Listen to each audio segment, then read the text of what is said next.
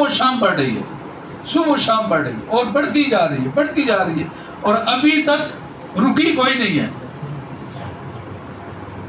کتنے ہزار سال گزر گئے، اللہ بہتر جانتا ہے، یہ کتنے لاکھ سال گزر گئے، وہ سلسلہ چل رہا ہے، اور اس میں کمی نہیں آئی۔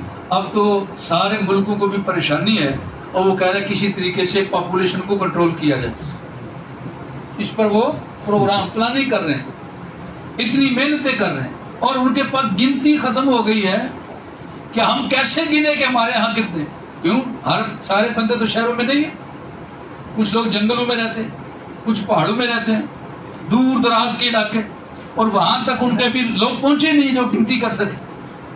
تو جو ہاں تک گنتی کرنا ممکن ہوئی ہے، وہ کہہ رہے پاپولیشن کو کنٹرول کرو۔ یہ کرونا آیا، بیماریاں، یہ ویکسینیں، یہ سارے پروگرام، یہ جنگیں کس لیے ہیں؟ وہ بتا کے تو نہیں کر رہے نا، اصل پروگرام ان کا اندر میں یہی ہے کہ پاپولیشن کنٹرول ہو جائے، مارو ان کو، ختم کرو۔ اللہ اکبر، قدرت کی شان دیکھیے کیا ہے۔ یہ انسان ہیں، ایک دوسرے کو مارنے پر تلے ہیں کہ کہیں وسائل نہ کم ہو جائیں۔ مالک فرماتا ہے تم دعا کرتے جاؤ، اپنے آپ کو پیش کرتے جاؤ، مانگتے جاؤ، وسائل میں نے پیدا کرتے ہیں، تم گھبرا رہے ہو۔ وسائل میرے سپرد ہیں، گھبرا تم رہے ہو۔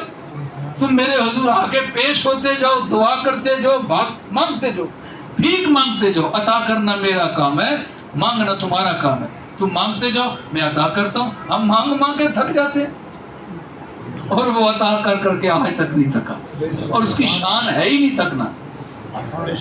ہمیں شاید مانگنا نہیں آتا، ہمیں مانگنے کا چج نہیں آتا، جیسے مالک سے مانگنا چاہیے۔ بہرحال اللہ تعالیٰ ہمیں اپنی بارگاہ سے ویسے مانگنے کی توفیق بخش دے جیسے وہ مالک پسند کرتا ہے۔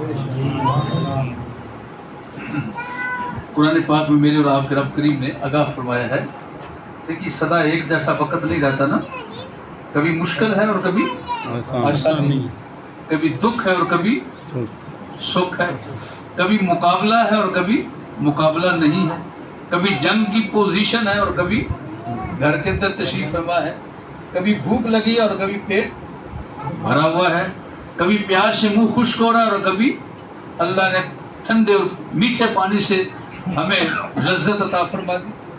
یہ سدا ایک جیسے نہیں۔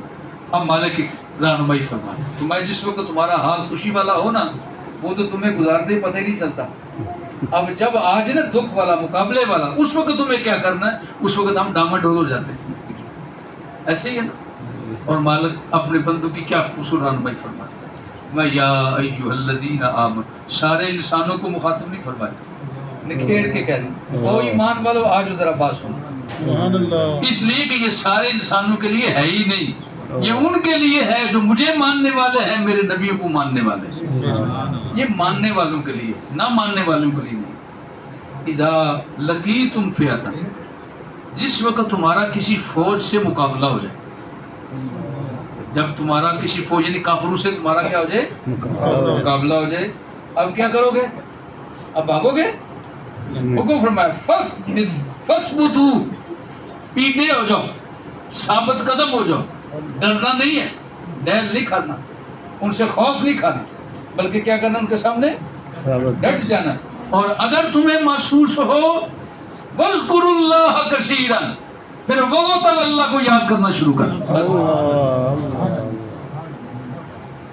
اب اگر تمہیں محسوس ہو اور تمہارے اوپر کچھ ایسی کیفیت بننے بتقاضۂ بشریت، تو پھر کیا کرنا، پھر گھبرانا نہیں، نسخہ اللہ تعالیٰ عطا فرما رہا ہے، پھر وہاں بیٹھ جانا اور مجھ رب کو یاد کرنا، مجھ اللہ کو یاد کرنا، مجھ مالک اور خالق کو یاد کرنا، اور تھوڑا نہ کرنا، کثیرن، بہت زیادہ یاد کرنا۔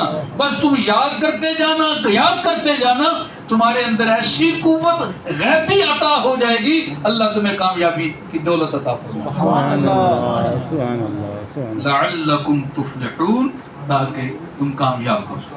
اللہ تمہیں فلاح نصیب فرمائے، اور مالک نے تمہارے لیے جس منزل کا انتخاب فرما دیا ہے وہ تمہیں دنیا میں عطا فرمائے۔ سبحان اللہ، سبحان اللہ۔